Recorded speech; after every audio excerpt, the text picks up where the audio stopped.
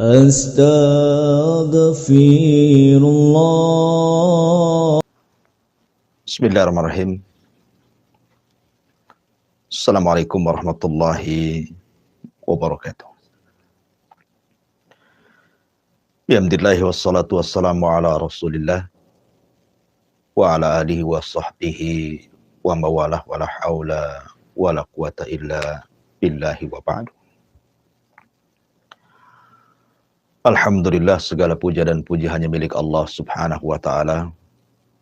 Tentunya salawat iringan salam kita hadiahkan kepada Rasul kita, Nabi besar Muhammad sallallahu alaihi wa ala alihi wasallam. Ma'asyiral muslimin, para pendengar dan para pemirsa di manapun Anda berada. Alhamdulillah, di pagi hari ini Allah subhanahu wa ta'ala masih melimpahkan nikmat kepada kita sehingga kita bisa bertalabul ilmi di pagi hari ini. Pembahasan yang kita akan bahas di pagi hari ini akan membahas tentang syafaat al-udhma, syafaat besar yang merupakan kekhususan Rasul kita Nabi besar Muhammad sallallahu alaihi wasallam kepada umatnya yang tidak diberikan para nabi dan rasul yang lain. Ma'asyiral muslimin yang dimuliakan Allah subhanahu wa ta'ala. Syafaat itu artinya adalah talabul khair lil ghair. Mencari kebaikan kepada orang lain. Karena pada hari kiamat, manusia tidak bisa langsung meminta kepada Allah subhanahu wa ta'ala. Melainkan mereka harus mencari perantara demi kebaikan mereka kepada Allah subhanahu wa ta'ala. Dan di antara salah satu perantara yang menyelamatkan manusia pada hari kiamat adalah para nabi dan juga para rasul. Selain tentunya para malaikat, para ulama, para syuhada, orang-orang saleh satu dengan yang lainnya, dan begitu seterusnya. Ma'asyiral muslimin yang dimuliakan Allah subhanahu wa ta'ala. Kita tahu bahwa kondisi pada hari kiamat tidak bisa kita bayangkan betapa mengerikan. Sampai-sampai Ummul Mukminin Aisyah radhiyallahu anha ketika bertanya kepada Nabi sallallahu alaihi wasallam soal hadis yuhsyaruna yaumal qiyamah khufatan uratan ghurlan buhman. Pada hari kiamat manusia akan dikumpulkan dalam kondisi tanpa beralas kaki, telanjang, bulat tanpa sehelai pakaian. Dan akan dibangkitkan sama sekali tidak dikhitan dan tidak membawa harta di badan. Ketika Aisyah radhiyallahu anha mengatakan, "Ya Rasulullah, kalau semua orang tidak berpakaian baik laki-laki dan perempuan, bagaimana dengan aurat kami?" Aisyah radhiyallahu anha bertanya soal aurat perempuan, menunjukkan sifat malu yang dimiliki Ummul Mukminin. Bagaimana dengan aurat kami para wanita yang akan dipandang oleh kaum laki-laki pada hari kiamat? Karena semua tidak memiliki pakaian. Maka Nabi SAW mengatakan, "Ya Aisyah, perkaranya jauh lebih dahsyat dibandingkan melihat aurat." Ya, karena pada hari kiamat, yauma yafirrul mar'u min akhi wa ummihi wa abi wa sahibatihi wa bani likulli imri'in minhum yawma idzin sya'nun yughni. di mana manusia akan lari dari saudaranya, lari dari ibu bapaknya, lari dari anak dan pasangannya. Masing-masing manusia sibuk dengan sendiri-sendirinya. Begitulah kondisi hari kiamat. Belum lagi Allah Subhanahu wa Ta'ala dekatkan matahari di atas kepala satu sehingga keringat bercucuran. Ada yang tenggelam selutut, ada yang tenggelam sepusar, ada yang tenggelam sedada. Bahkan ada yang tenggelam dengan keringat sesuai dengan amalannya. Manusia tidak bisa duduk, apalagi berbaring. Manusia hanya bisa berdiri. Yauma yaqumun nas li rabbil alam. Pada hari kiamat manusia hanya berdiri menghadap Rabb mereka dan juga menanti keputusan Allah Subhanahu wa Ta'ala. Ma'asyiral muslimin yang dimuliakan Allah Subhanahu wa Ta'ala. Ketika itulah manusia diarahkan untuk datang kepada Abul Bashar al-Ula, Nabi Allah Adam alaihi salatu wassalam.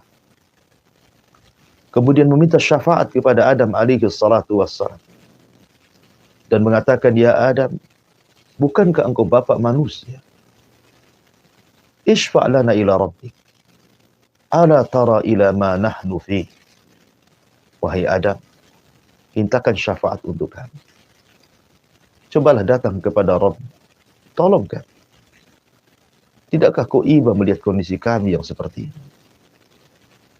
Tapi Adam alaihi salatu wassalam mengatakan, aku tidak bisa. Kan aku pernah melakukan dosa yang membuat Allah murka, yang Allah tidak pernah murka sebelum dan sesudahnya kepada nafsi idhabu ila Ibrahim. Urus diri kalian, urus diri kalian.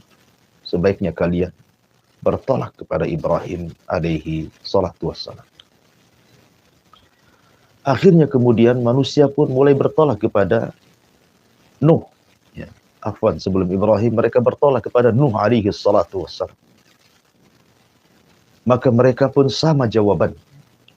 Tidak mendapatkan apapun dari Nabi Allah Nuh alaihi salatu wassalam. Kecuali Nuh hanya mengatakan, intalik ila Ibrahim. Coba kalian pergi menuju Nabi Ibrahim. Maka mereka pun bertolak kepada Ibrahim alaihi salatu wassalam. Meminta syafaat.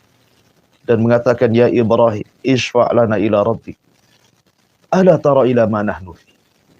Wahai Ibrahim, mintalah kepada Rabb agar kami mendapatkan syafaat. Tidakkah kau ibu melihat kondisi kami? Tapi Ibrahim juga mengatakan, aku tidak bisa. Sebaiknya kalian bertolak kepada Nabi Musa. Maka manusia pun kemudian pergi menemui Nabi Musa alaihi salatu wassalam. Tapi jawaban Nabi Musa alaihi salatu wassalam pun kurang lebih dengan jawaban para nabi sebelumnya. Dan mengatakan, nafsi, aku tidak bisa. Urus diri kalian. Sebaiknya coba kalian bertolak kepada Nabi Isa bin Maryam. Maka manusia pun bertolak menemui Isa ibnu Maryam. Akhirnya kemudian Isa pun tidak menyebutkan alasannya. Tidak menyebutkan uzurnya.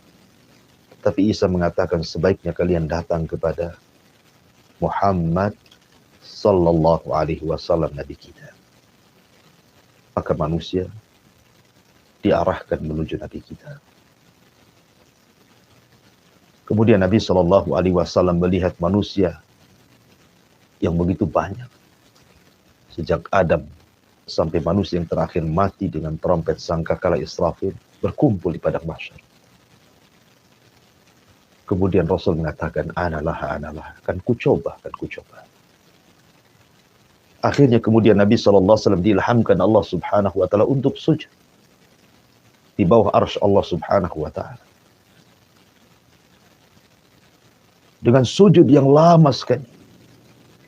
Sampai akhirnya Allah Subhanahu wa Ta'ala mengatakan, ya Muhammad, irfa' ra'saka. Angkat kepalamu. Sal tu'ta. Qul tusbu. Ishfa' tushaffa. Ya Muhammad, minta kau akan diberi.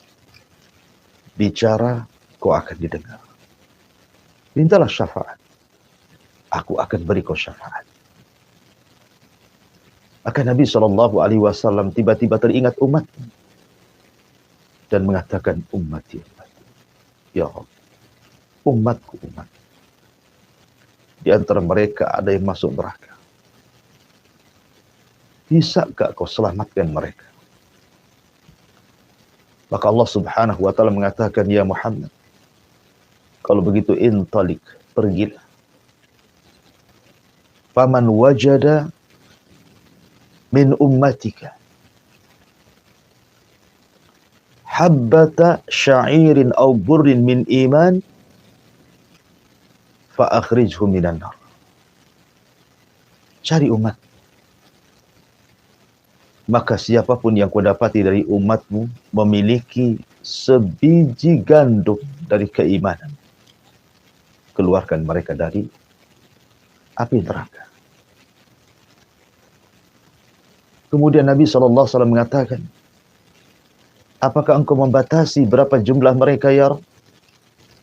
Maka Allah mengatakan tidak. Sebanyak mungkin kau selamatkan umatmu yang memiliki sebiji gandum dari keimanan, keluarkan mereka dari api neraka.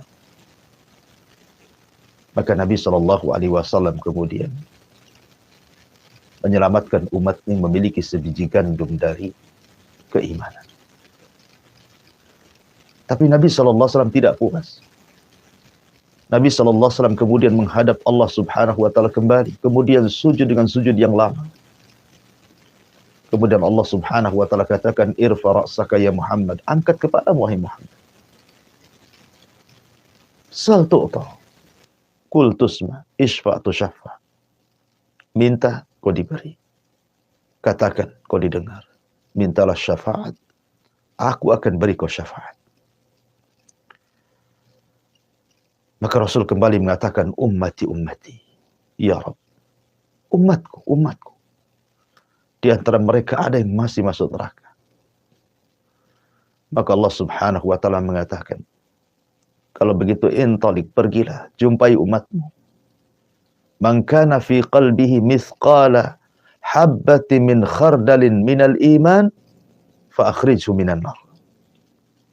Kalau begitu pergilah wahai Muhammad. Temui umatmu.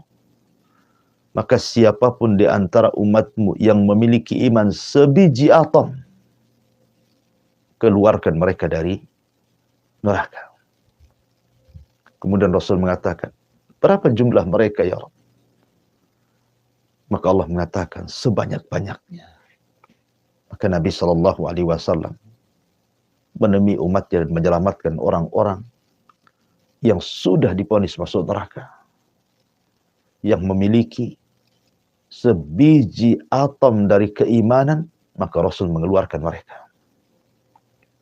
Cukup sampai di sini? Tidak. Nabi SAW masih sayang dengan umatnya. Nabi SAW kemudian sujud kembali. Dengan sujud yang lama. Kemudian Allah Subhanahu wa ta'ala katakan kembali, irfa ra'saka ya Muhammad. Sal tu'ta. Kul tusma. Ishfa' tushaffa. Angkat kepalamu wahai Muhammad. Minta, kau diberi. Katakan, kau didengar. Mintalah syafaat, kau beri syafaat.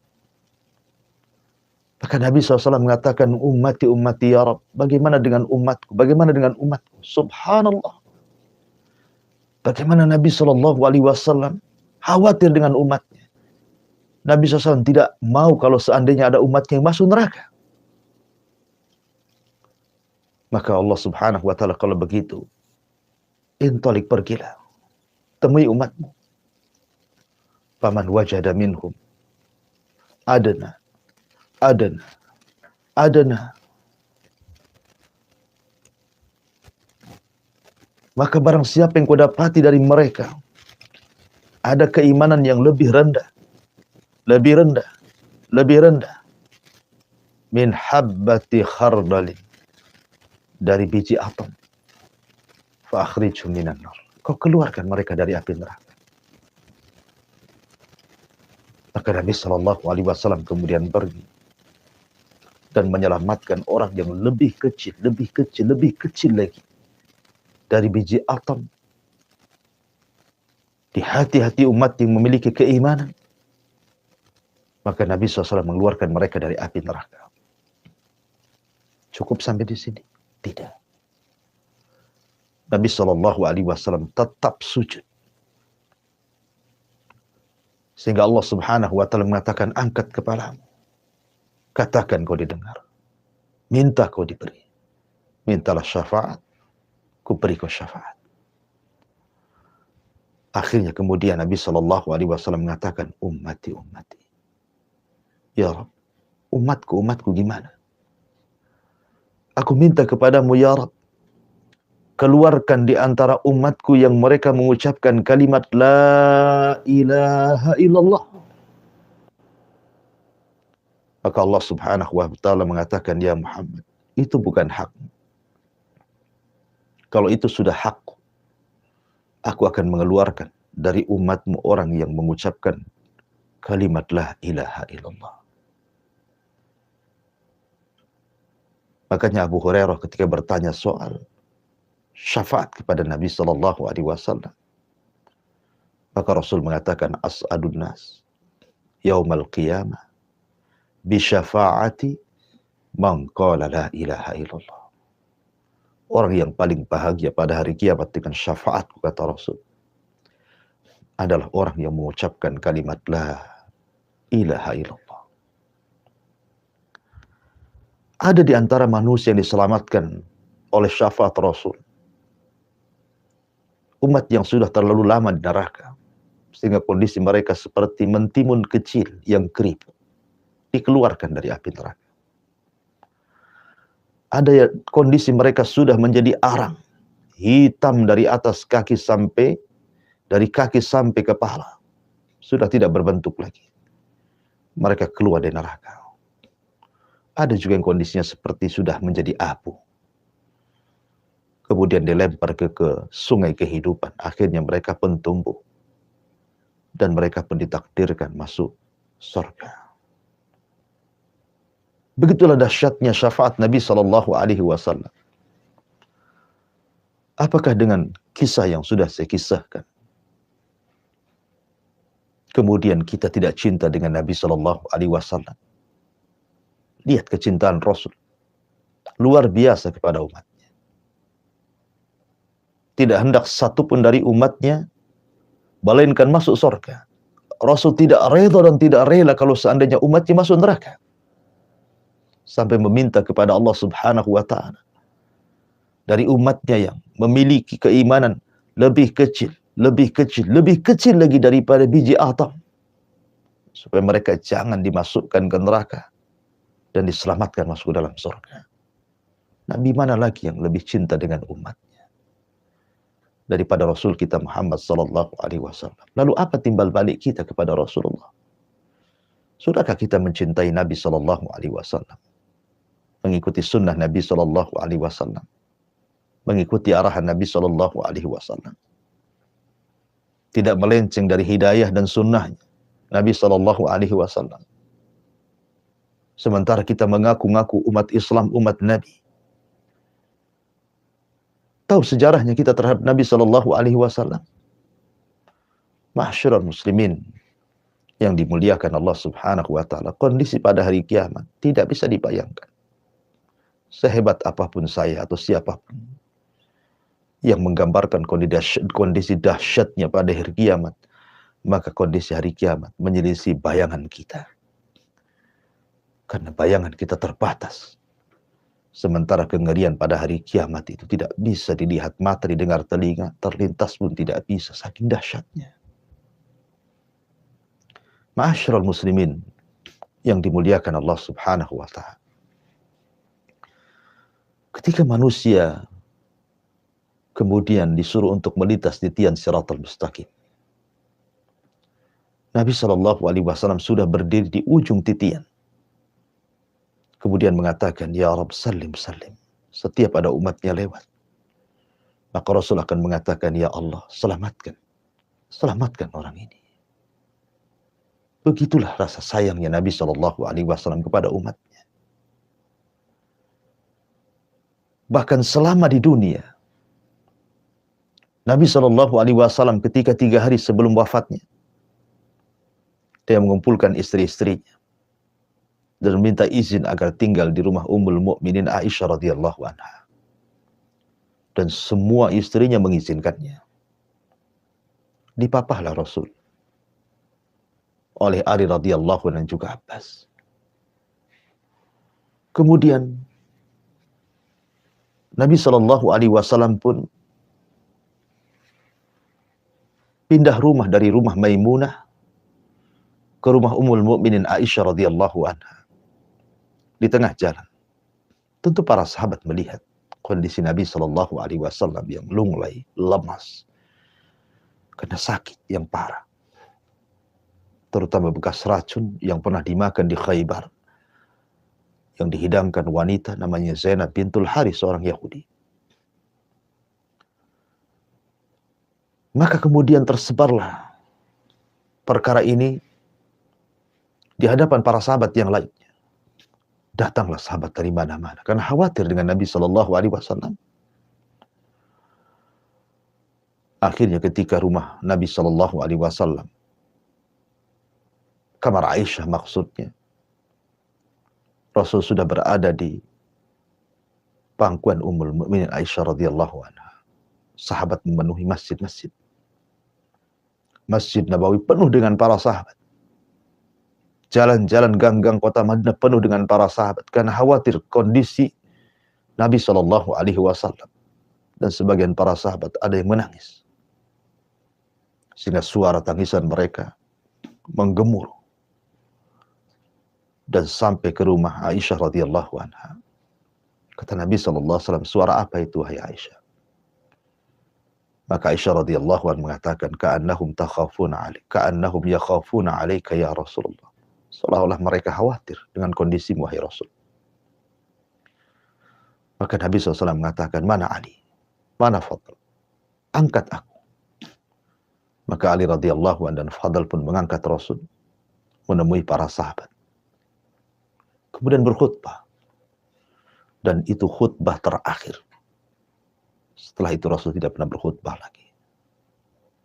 Yang ingin saya katakanlah isi khutbah Nabi. Kata Nabi SAW, inna mau'idukum ma'i laysa fid dunya, walakin mau'idukum ma'i fi haudhi. Wahai sahabatku, wahai manusia, perjumpaan kita, perjumpaan kalian denganku bukan sebatas di dunia, tapi perjumpaan kalian dengan diriku kelak di telagaku. Subhanallah. Nabi SAW seolah-olah ingin mengatakan tenang. Bukan berarti sepeninggal diriku kalian akan berpisah selamanya denganku dan tidak akan berjumpa. Tidak. Kalian akan tetap berjumpa denganku. Kapan itu? Kata Nabi SAW, di telagaku. Dan itu bukti cinta Nabi tidak mau melepaskan dengan umatnya. Alhamdulillah, kita punya Nabi yang sangat mencintai umatnya. Nabi yang memiliki rasa rahmat, kasih sayang yang luar biasa. Laqad ja'akum rasulun min anfusikum azizun alaihi ma'anitum harisun alaikum bil mu'minina raufur rahim. Telah datang kepada kalian seorang Rasul dari jenis kalian. Amat sangat berat apa yang dirasakan umatnya kepadanya. Dan sangat bersemangat untuk memberikan hidayah kepada umatnya. Dan teramat sayang dan kasihan kepada umatnya. Dialah Nabi kita Muhammad sallallahu alaihi wa ala alihi wasallam. Wallahu a'lam bishawab. Ini yang bisa sampaikan, mudah-mudahan ada manfaatnya.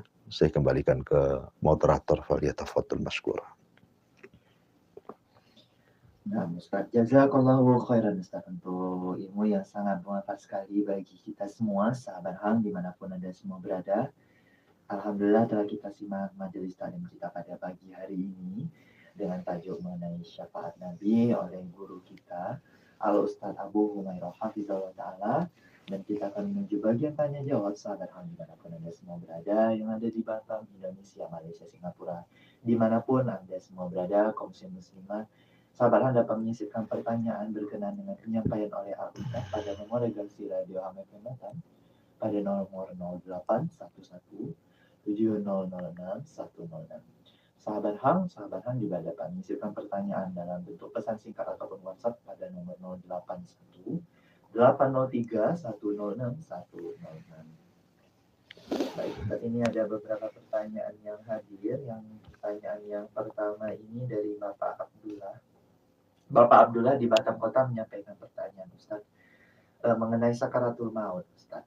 Apakah ada tanda-tanda ataupun petunjuk bahwa orang itu meninggal dalam keadaan baik atau su'ul khotimah, atau mungkin orang itu dalam keadaan buruk ataupun disebut dengan su'ul khotimah, Ustaz? Mohon nasihat. Iya. Bismillah, alhamdulillah. Salatu wassalamu ala rasulillah. Apakah ada tanda-tanda saat sakaratul maut bahwa orang itu memiliki tanda husnul khotimah atau su'ul khotimah? Iya. Kita tahu bahwa Allah berfirman, waja'at sakratul maut bil haq dzalika ma kunta minhu tahid. Maka sakaratul maut adalah sebuah hak adanya. Itulah yang membuat engkau lari darinya. Disebut sakarat karena dalam kematian itu ada rasa sakit yang tidak ada yang tahu kecuali Allah. Sakit sekali. Bahkan Nabi SAW pun merasakan sakitnya sakaratul maut itu. Kata Nabi SAW saat detik-detik ajalnya, ala wa inna lil mauti la sakarat. Ingatlah bahwa dalam kematian itu ada sakaratnya. Ada rasa sakit yang luar biasa. Tentu, rasa sakit yang dialami orang-orang yang beriman, boleh jadi itu penggugur dosa akhir dia. Tapi rasa sakit yang dialami orang kafir, orang fasik, ahli maksiat, boleh jadi itu awal adab bagi dia. Nabi SAW pernah mengatakan, ada seorang hamba, jarak dia dengan sorga itu tinggal 1 hasta. Tetapi dia akhiri dengan amalan ahli nar, maka dia pun dimasukkan ke dalam neraka. Ada pula antara jarak dia dengan neraka tinggal 1 hasta. Tapi dia pun mengakhiri amalannya dengan amalan ahli jannah, ahli sorga. Maka dia tidak jadi dimasukkan ke neraka dan dimasukkan ke dalam sorga. Dari sini menunjukkan al-a'mal bi khawatimiha. Amal itu ditentukan akhirnya. Lalu adakah tanda-tanda? Iya, tentu. Ada tanda-tanda yang dijelaskan Nabi SAW. Ada sebagian ulama mengatakan ketika memberikan catatan kepada wa kashafna anhu ghita'aka al-yawm fa warsaruka al-yawm al-hadid. Dan kami singkap kegaiban-kegaiban saat sakaratul maut. Sehingga mata bisa memandang.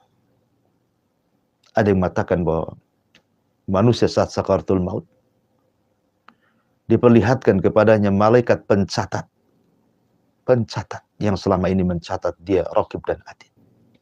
Kemudian diperlihatkan catatannya. Ketika diperlihatkan catatannya, kalau dia orang yang beriman, dia sangat bahagia, walaupun hanya sesaat. Sehingga terkadang diekspresikan dengan tiba-tiba dia mengucapkan kalimat la ilaha illallah. Kemudian dia meninggal. Dan kalau itu yang terjadi, Rasul mengatakan, man kana akhiru kalamihi la ilaha illallah, dakhala jannah. Maka siapa yang mengakhiri ucapannya dengan kalimat la ilaha illallah, dipastikan masuk surga. Terkadang diekspresikan dengan membaca Al-Quran. Sebagaimana seorang syekh bercerita, ada anak muda yang gemar membaca Al-Quran. Kemudian terjadi kemalangan di jalan. Dia pun masuk ruang ICU rumah sakit.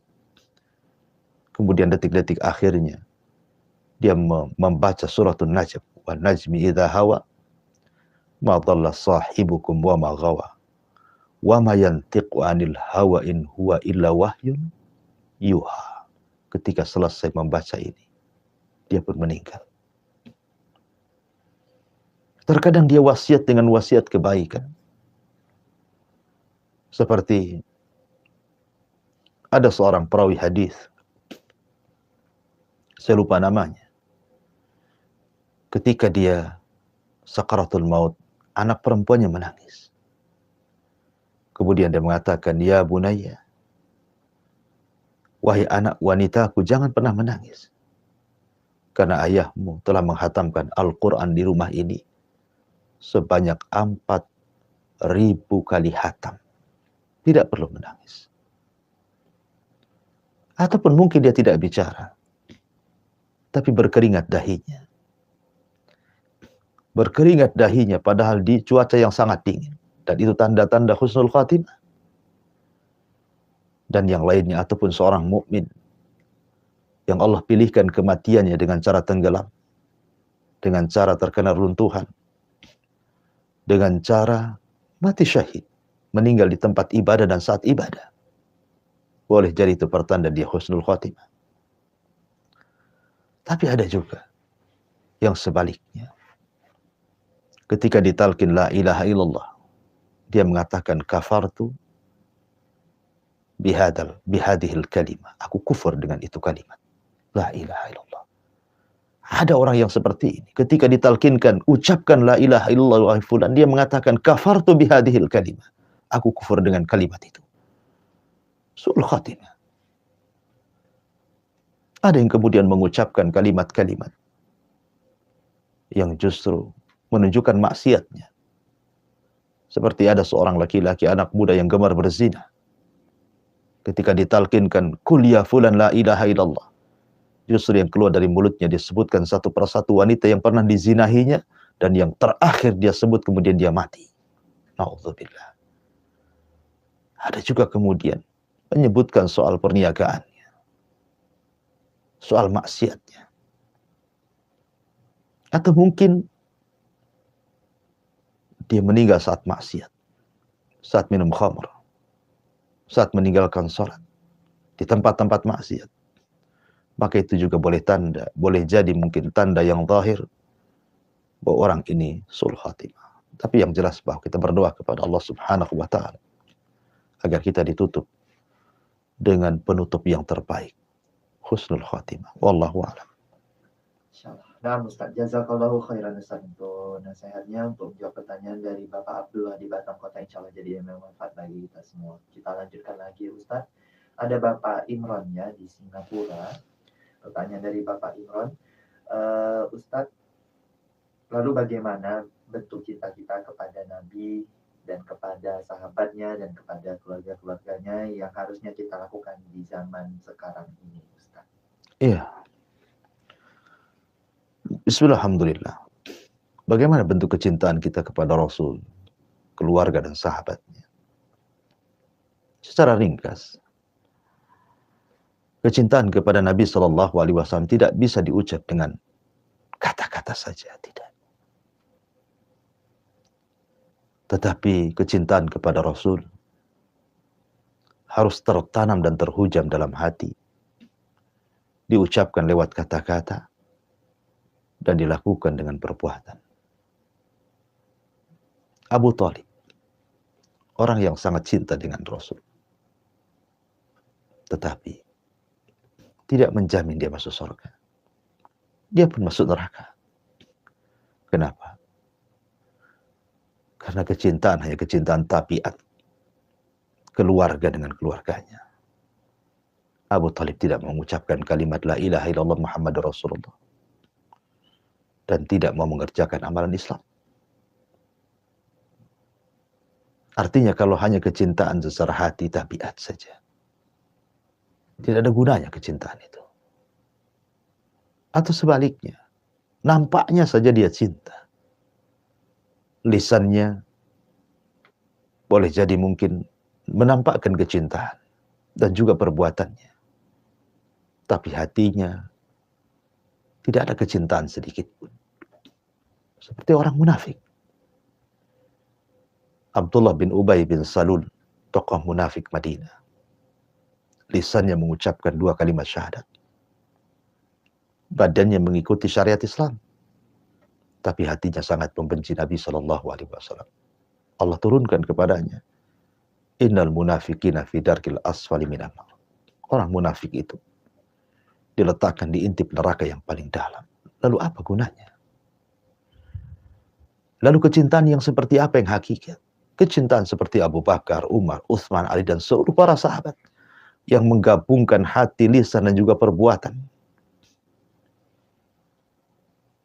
Kalau kita cinta dengan Nabi SAW, sebut namanya. Berbanyak sholawat. Kalau cinta kita dengan Nabi SAW, ikuti sunnahnya. Jangan sunnah yang lainnya. Kalau cinta dengan Nabi SAW, pelajari sirahnya. Pelajari biografinya. Kenali orangnya. Supaya kita lebih cinta lagi. Kalau Anda cinta kepada Nabi SAW, jangan pernah ibadah kecuali dengan menggunakan syariatnya. Karena dia orang yang paling paham dengan Allah. Dan kita tidak paham.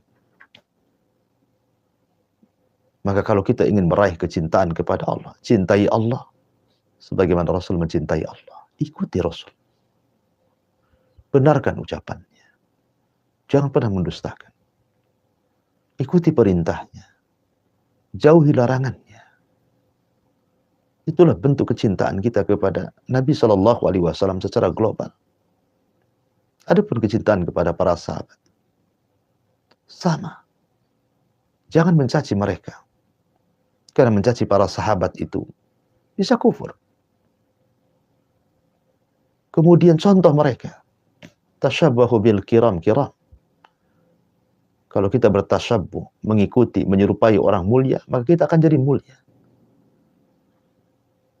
Karena sahabat sudah berjasa kepada kita. Kalaulah bukan karena Allah kemudian mereka, tentu kita tidak akan mengenal Islam. Maka pelajari biografinya, sejarah mereka. Karena bagaimanapun sejarah itu junud mi junudillah, tentara daripada tentara Allah.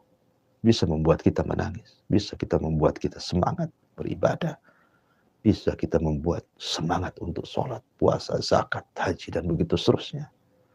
Pelajari sirah mereka. Wallahu a'lam. Nah, Ustaz, jazakallahu khairan Ustaz. Terima kasih untuk pencerahannya Ustaz, untuk pertanyaan Bapak Imam di Singapura. Mungkin satu pertanyaan terakhir Ustaz yang hadir pada pagi hari ini. Ada Bapak Marwan di Bekasi Ustaz. Bapak Marwan bertanya, Ustaz, mengenai ayat ataupun surah Al-Yawma akmaltu lakum dinakum dan seterusnya itu Ustaz, yang mengenai ayat terakhir yang diturunkan oleh Allah kepada Rasulullah. Apakah makna sempurna dari agama Islam yang terkandung dalam ayat itu? Ya, alhamdulillah. Ayat surah Al-Maidah ayat 3, Al-Yawma akmaltu lakum dinakum wa atmamtu alaikum ni'mati wa raditu lakumul Islam madina. Ayat ini turun ketika Nabi SAW sedang melaksanakan Hajjatul Wada, haji perpisahan. Dan ayat ini adalah karunia yang besar bagi umat Islam. Sampai-sampai seorang Yahudi pernah mengatakan kepada Salman Al-Farisi, ya Salman, apakah kami bangsa Yahudi, kalau seandainya diturunkan ayat semisal itu, maksudnya al-yawma akmaltu lakum dinakum, tentu kami akan jadikan hari turunnya ayat itu sebagai Id, hari ulang tahun kami. Karena mulianya ayat itu.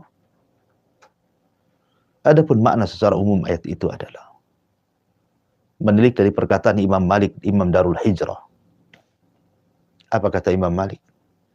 Malam yakun yauma idzin dinan fala yakunu al yauma dina. Sesuatu yang tidak dianggap agama pada masa itu, maksudnya masa Rasul dan para sahabat, jangan pernah dianggap agama hari ini. Sesuatu yang tidak dianggap agama pada masa itu, jangan pernah menganggap hari ini sebagai agama. Artinya, agama itu sudah ditentukan oleh Allah dan Rasul-Nya dan sudah sempurna. Tidak perlu membuat hal yang baru dalam agama. Kata Abdullah bin Mas'ud radhiyallahu anhu, "Ittabi'u wa la tabtadi'u faqad kufitum." Ikut saja, jangan buat-buat. Itu sudah cukup bagi kalian. Wallahu a'lam bishawab. Saya kembalikan ke moderator. Nah, Ustaz, jazakallahu khairan Ustaz untuk jawaban itu pertanyaan dari Bapak Marwan di Bekasi. Ada satu soalan terakhir ini. Oke. Kalau ini yang paling terakhir, ini dari salah seorang Bapak Ibu di Batam Kota. Ustaz ingin bertanya, Ustaz, apakah ada doa-doa khusus untuk mendapatkan syafaat Nabi Muhammad? Ustaz, mohon nasihatnya. Iya, alhamdulillah. Secara umum, kalau Anda ingin mendapatkan syafaat Nabi Shallallahu Alaihi Wasallam, perbanyak salawat. Perbanyak salawat kepada Rasulullah, terutama di hari Jumat. Yang kedua, jangan lupa membaca doa setelah azan. Allahumma Rabb hadhihi da'wati tamah wassalatil qa'imah ati Muhammadanil wasilata wal fadilah wab'athu maqaman mahmudan lati wa'atta innaka la tukhliful mi'ad. Kata Nabi SAW, siapa yang membaca doa selepas adzan maka dia berhak mendapatkan syafaat. Yang ketiga, terus mengikuti sunnah Nabi. Karena orang-orang yang tidak akan menerima, bahkan tidak akan meminum dari telaga Rasul, itu karena mereka jauh daripada petunjuk dan sunnah Nabi SAW. Artinya, biasakan beramal sesuai dengan sunnah. Maka itu sebab terbesar kita mendapatkan syafaat Nabi SAW. Ada pun doa khusus, wallahu a'lam, saya tidak tahu. Tapi doa-doa secara umum tadi, berbanyak sholawat, kemudian doa selepas azan, kemudian mengikuti sunnah Nabi SAW. Dan ingat, jangan pernah mendustakan syafaat.